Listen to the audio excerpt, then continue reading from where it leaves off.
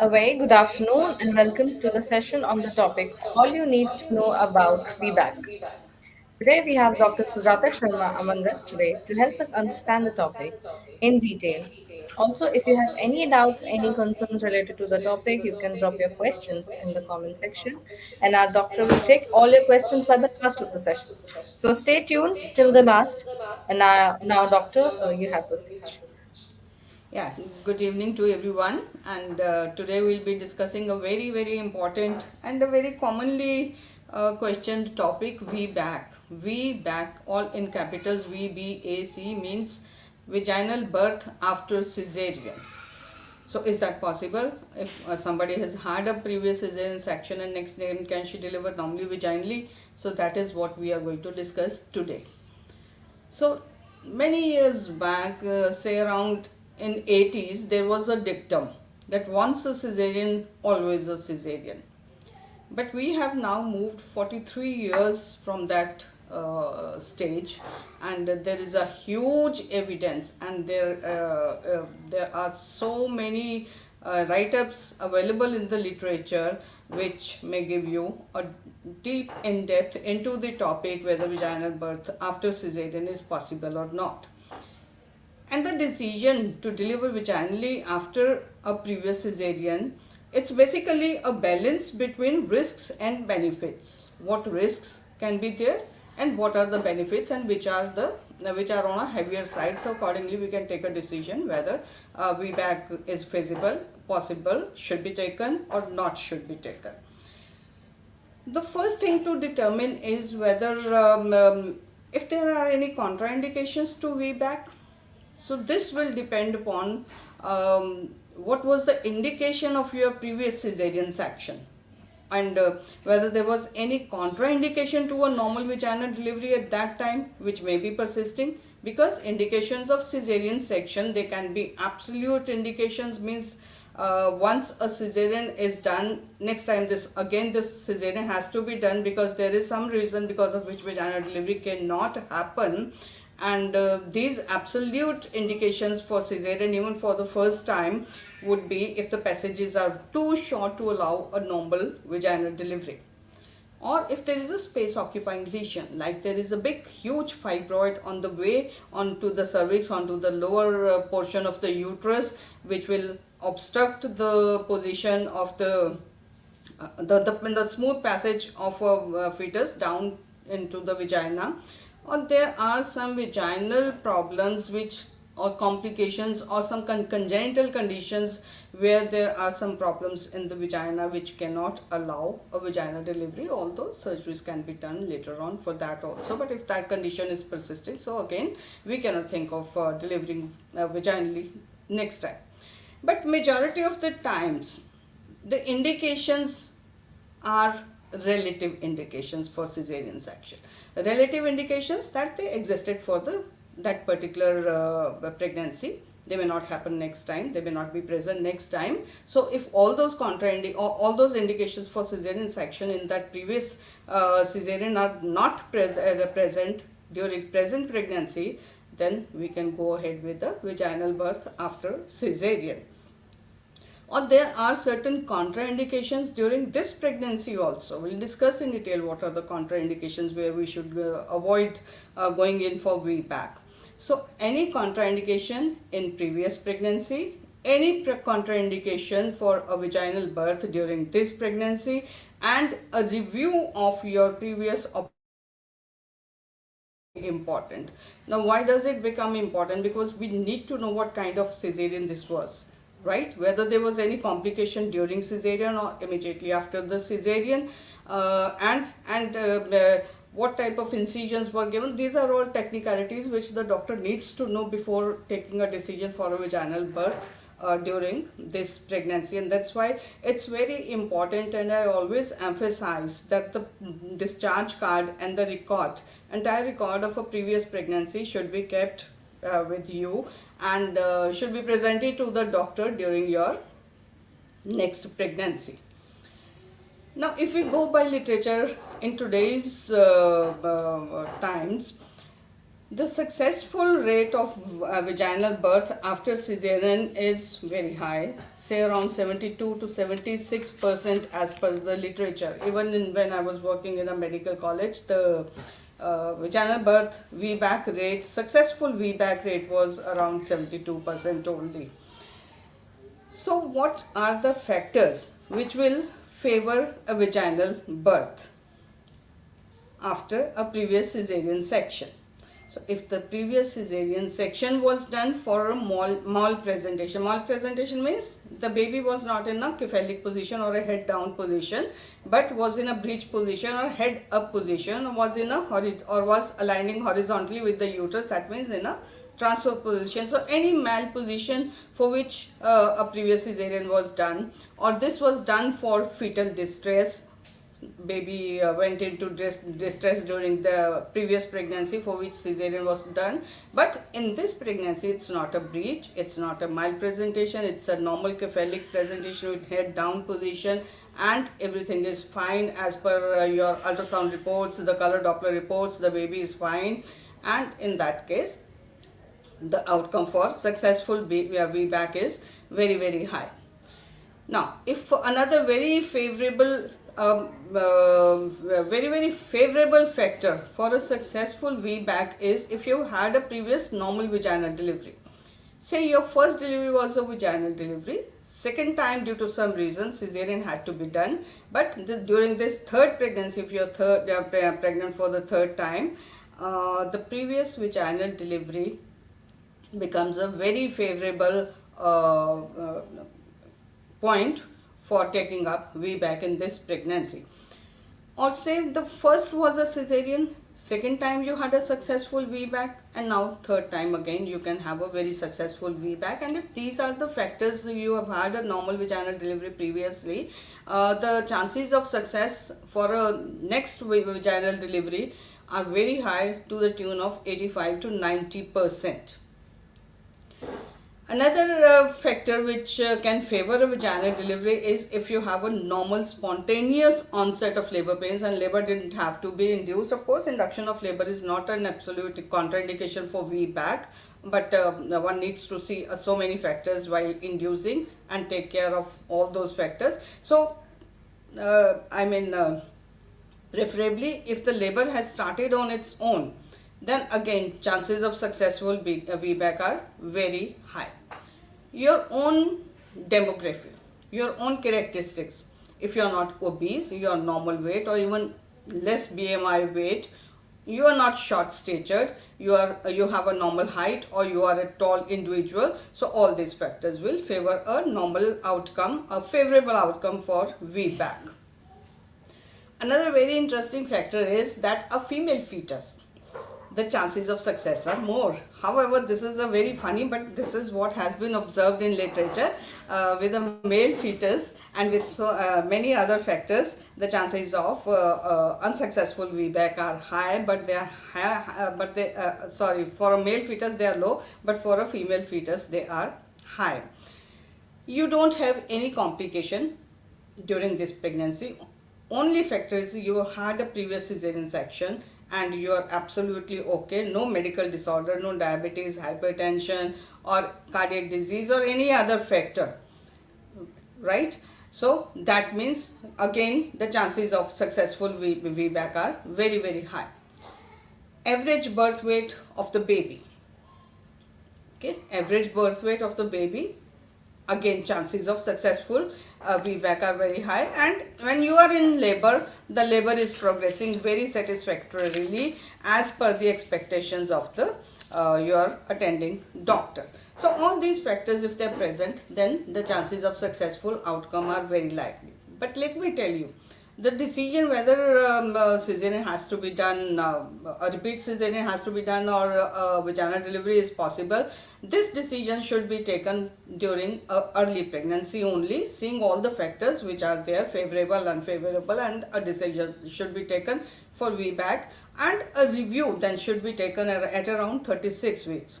Now at 36 weeks, if certain factors appear, like some medical complication appears, or you find the placenta is low lying, so in that condition we can have a review of our a change of our decision, and we can plan a elective second cesarean section.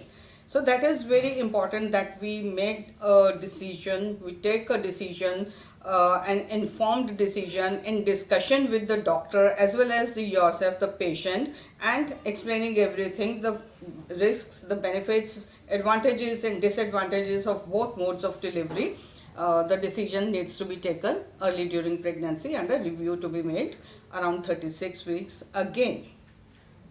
So, what are the chances when there is a likelihood of unsuccessful VBAC? You have decided, but then there are certain factors you want, but then there are certain factors which may not be very favorable for a vaginal birth after a previous cesarean section.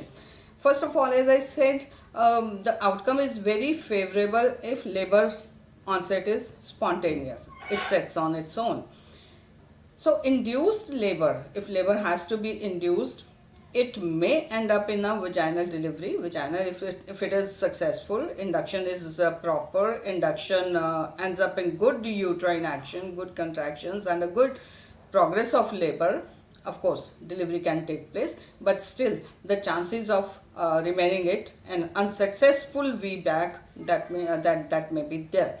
So because of this, a term has been coined which is known as TOLAC, TOLAC, all in capitals, which means trial of labor for a normal after a cesarean section, trial of labor after a cesarean section. So in these cases, we do give a trial of labor if we find there is no other contraindication except that the pains have not started on their own, and you have reached your expected date of delivery. We do not generally allow to go beyond 40 weeks, but as per literature, up to 41 weeks labor can be induced, or we can wait for spontaneous onset of labor. So in case the labor has to be induced, certain factors need to be seen whether this will end up successfully or will not end up successfully.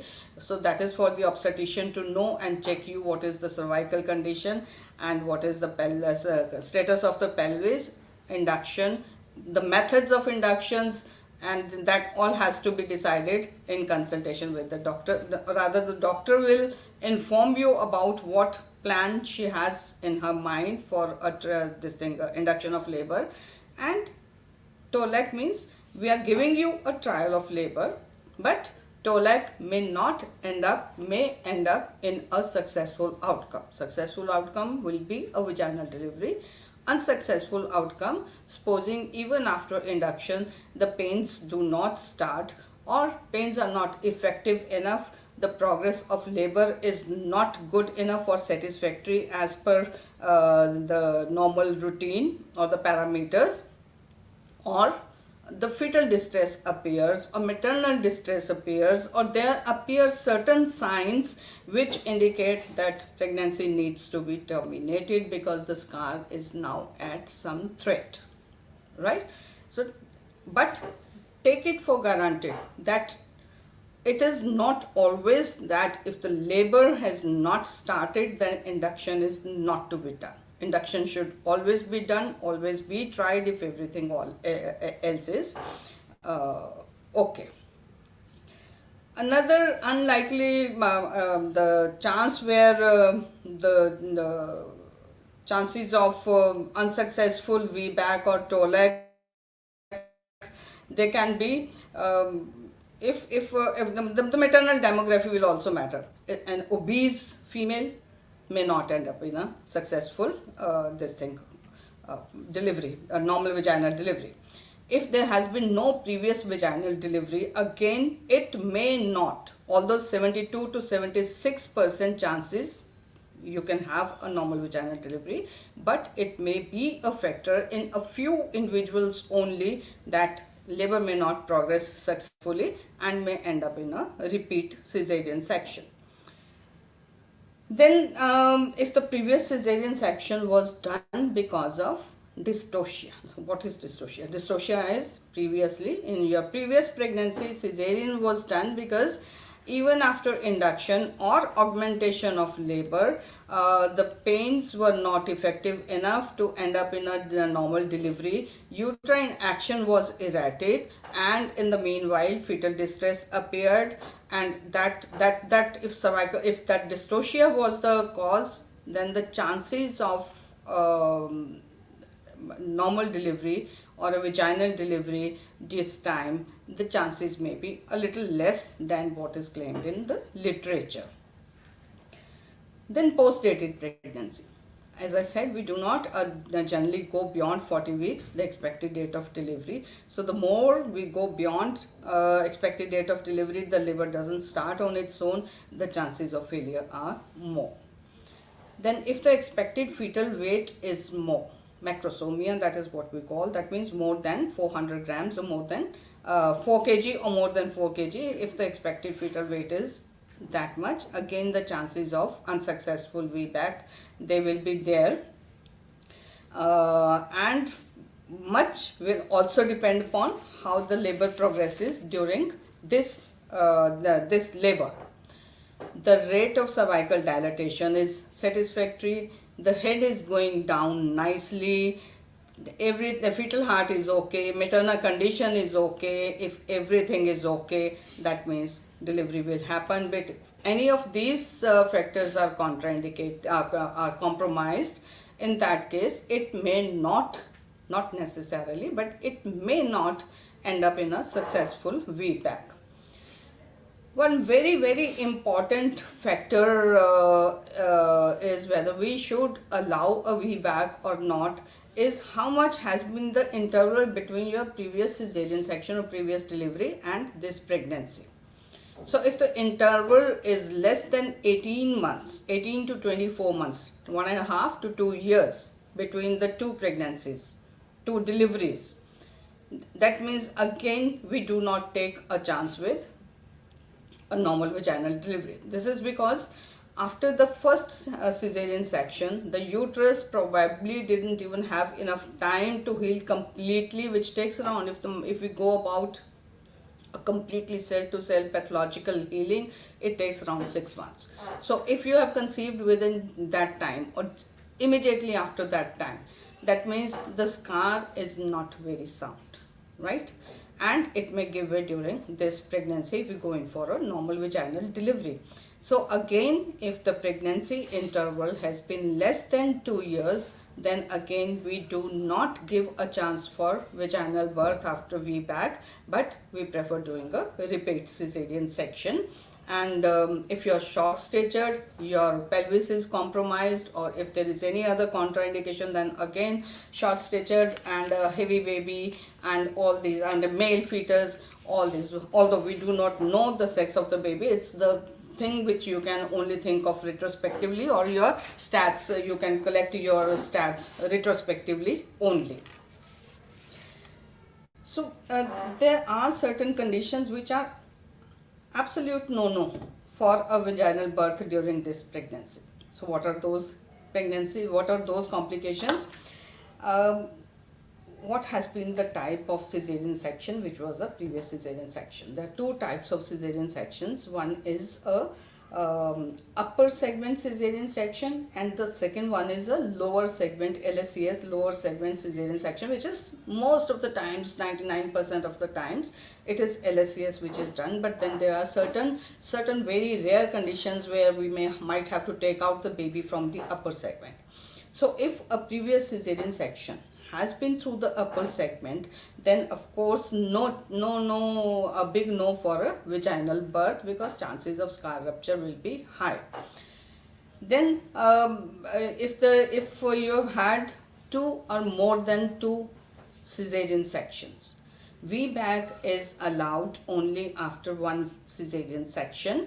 If you have had two cesarean sections or more than two cesarean sections, then again we do not go in for VBAC, although after two VBACs still across the world TOLAC is given, of course, seeing all the factors. If everything is fine, all factors are okay, the scar thickness as measured by MRI is okay, you have a spontaneous onset of labor, the cervical score is good, it's a head down position, average size baby, if all these factors are favorable, then there's no harm in giving Tolac even after two cesarean sections. So many times it used to happen when in the institution, that people with previous two cesarean section, they'll come just at the last moment when they're about to deliver, and we used to worry so much. Okay, if she delivers normally, and they used to deliver normally vaginally without any complications. So,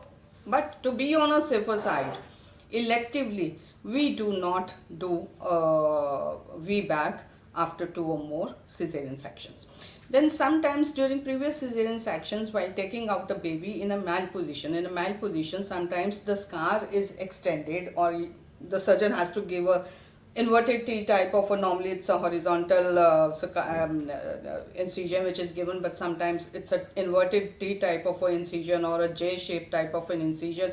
Of course you will not know this, but this will be mentioned in your operative notes, that this incision was given required in your previous cesarean, and you require an elective cesarean section next time. So these are normally written in your operative notes, and that's why I again emphasize that keeping the record of your previous operation is very important in presenting it to the obstetrician during your present pregnancy.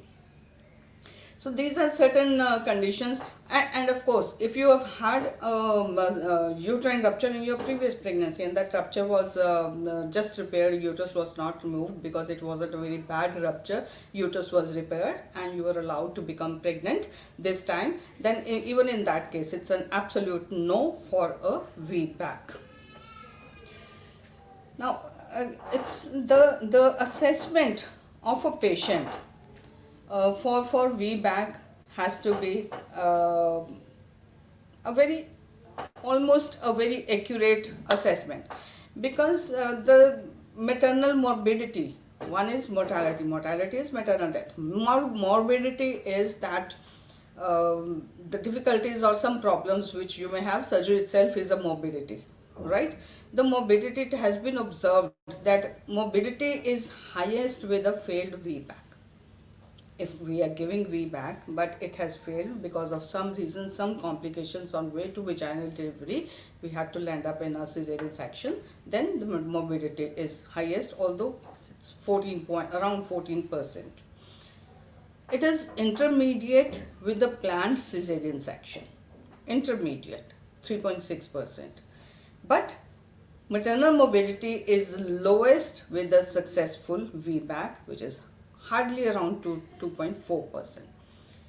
And if you think that if you're scared that if I go in for a VBAC, despite assurance from the doctor that you have all the favorable conditions where you can deliver vaginally, if you have fears that my scar may give way during labor, then let me tell you, the chance of scar giving way during labor in VBAC is very low. It's very low. It's only around 0.68%, less than 1%. Okay, and even after two cesareans, properly chosen patient, the chance of scar rupture is again less than 1%. It's 0.92%, although more than previous one cesarean where it is hardly 0.68% and 0.92%. So that should allay your fears about this thing, vaginal birth. And let me also tell you that the chance of uterine rupture even during a normal cesarean section, normal vaginal delivery, normal labor, is around 2% worldwide. So 2% for a non-scarred uterus, right? To hardly 0.68% for a previous one cesarean, 0.92% for a previous two cesarean. Although we do not dictate, I do not dictate that previous two cesarean has to be taken up for VBAC, but for the VBAC in safe conditions, in good conditions, an absolutely normal uneventful pregnancy is quite safe. There's nothing scary about it. Only thing is that you have to be very regular with your follow-ups with the patient, and the obstetrician also has to be a bit more careful when you are into labor. Now all these conditions, there is one more point to be discussed, and that is, okay, how do we know if you are into labor? How does anyone know whether your scar is intact or your scar is giving way?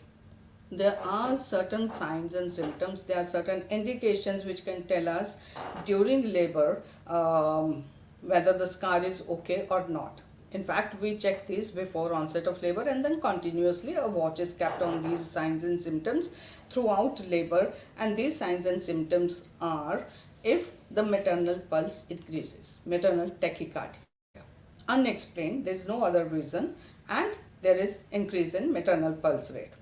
There is a corresponding increase in the fetal heart rate. Okay. There is acute pain in the abdomen even when the in between the pains. That means in between the pains, when the uterus relaxes and you take a sigh of relief for a few minutes, even during that time you are having acute pain in the abdomen, or your pains are very high and then they suddenly stop, or you have certain small amount of or a big amount of fresh vaginal bleeding.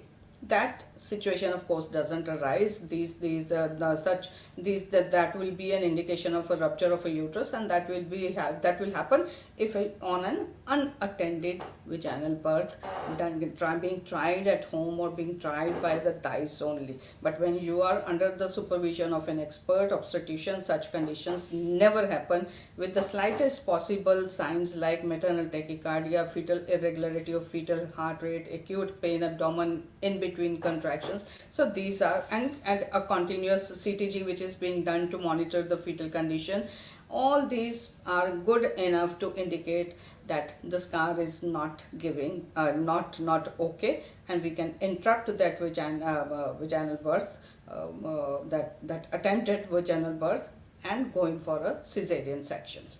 So in short, I must tell you that there is nothing to be scared about VBAC. The dictum once a cesarean, always a cesarean is gone long back. There are very high chances of a vaginal birth, 72 to 76% in carefully selected cases. Of course, there will be certain number of patients who will refuse to go in for a vaginal delivery, because or even if they are willing to go in for vaginal birth, after a few pains they have not experienced that pain in their first pregnancy. That was a painless delivery by cesarean section, and thereby pain taken care of by analgesics, and suddenly she finds, okay, this pain is just too much and I don't want to continue with the vaginal VBAC, so interruption is required.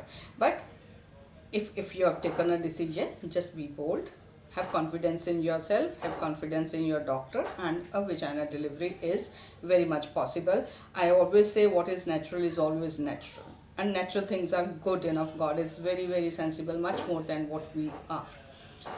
Now coming to the question of cesarean by choice. So very much this is becoming common that girls come to us and they say they do not want normal vaginal delivery, and they want their baby to be delivered by a cesarean only for various concerns of their own. Maybe these concerns are out of fear of pains, right, or out of fear of their pelvic anatomy being distorted. So whatever may be the reason, I tell you, there is the God, if God has made a passage for the delivery, God also takes care of that passage after delivery, and you are back to normal. Cesarean as such, first cesarean may be very, very uneventful, very safe for yourself because of the very improved anesthesia techniques these days, and for the baby itself also. But even a smallest of an operatives procedure is never without a risk. Never without a risk. And cesarean is a major surgery. It's a major surgery. So first cesarean may be totally uneventful, but then there can be severe problems in subsequent cesareans. Now, as a result of massive increase in the number of cesarean sections being done rampantly these days, even by choice or by the for some reasons, the incidence of adherent placenta in the next pregnancy is increasing many fold. And if the placenta is adherent to the scar in the lower uterine segment where the cesarean was done, then let me tell you, it's a life threatening condition, a very serious condition, PAS, placenta accreta syndrome. You can search for that on literature. So because of the previous, so it's a natural tendency of the uterus. If uterus has a scar, maybe because of previous cesarean section, maybe because of some myomectomy, removal of a fibroid from the uterus, any scarred uterus, any scar within the cavity of the uterus, the placenta has a tendency to get attached to that scarred area. And if it gets attached to that scarred area, it becomes adherent, it burrows itself into the muscle of the uterus and is not separable, just like a normal placental delivery in a normal vaginal case, or even in a normal cesarean will, if the placenta is situated in the upper segment in its normal position, there will not be any problems. But because of this, the incidence of adherent placenta has increased many-fold, and let me tell you, sometimes patients bleed like water coming out of a hand pump. It's that bad, and it really becomes a life-threatening condition. It's a challenge for any obstetrician to tackle a case of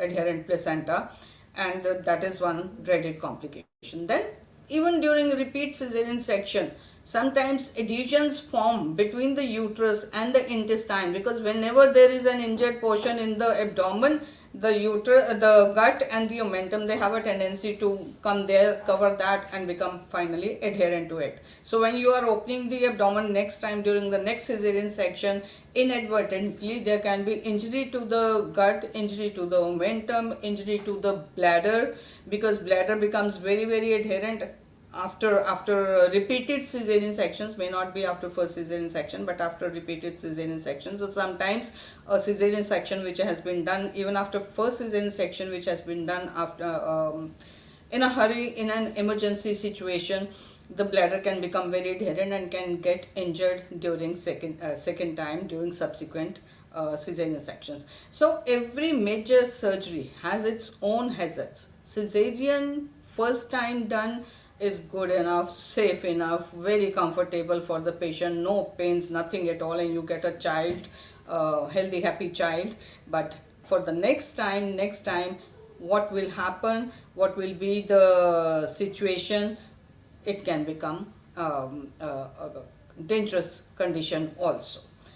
So as a result, now there are India and developing countries, we are notorious for a very high cesarean rate, right? As per WHO or any other international organizations parameters, the cesarean section rate overall of any institution or hospital or nursing home should be much less. But we are having very heavy cesarean rate, and there is an advocacy across the globe to reduce this cesarean section rate, and that is possible. If previous cesarean section has been done for some reason, we can always give a chance for VBAC if all the parameters are okay and if it is safe for the mother as well as for the baby. So this is all about VBAC from my side. I'm sure many audience may have had their first cesarean section, maybe having their anxieties or queries regarding what mode or what route of delivery should be there for the next cesarean, for the next delivery. If you have any questions, you're welcome. Thank you. Although I don't see any question here in the chat box.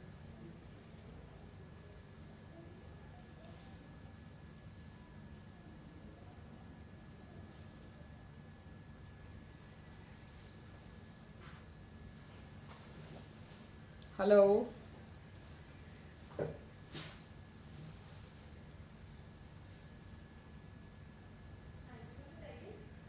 So my final word is that go for a normal vaginal delivery whenever it is possible, unless there is some contraindication to a normal vaginal delivery. Thank you.